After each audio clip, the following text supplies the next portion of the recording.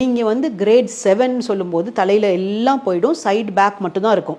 ரொம்ப மினிமலாக இருக்கிறவங்க, great 7 baldness, வேறு முடியே இல்லாதவங்க இந்த சைட் பேக்கில் இருந்த முடியை மட்டும் எடுத்து தலை ஃபுல்லாக கவர் பண்ண முடியாது.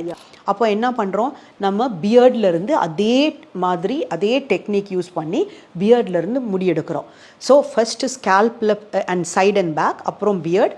Third option is your chest hair or உங்கள் shoulder hair, body hair. So இந்த 3 option. Body hair is not very successful.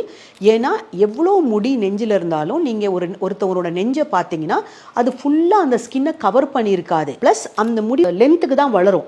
அது வந்து பியர்ட் ஹேர் மாதிரியோ இல்லை ஸ்கேல்ப் ஹேர் மாதிரியோ நீங்கள் கட் பண்ணாட்டி லாங்காக வளர்ந்துக்கிட்டே இருக்காது. So it's a difference. So நம்ம வந்து இங்கே எங்கேயாவது இருந்து ஃபாலிக்கல் எடுத்து ரீடிஸ்ட்ரிபியூட் பண்ணுறது தான் ஹேர் டிரான்ஸ்பிளான்ட்டுங்கிற ப்ரொசீஜர்.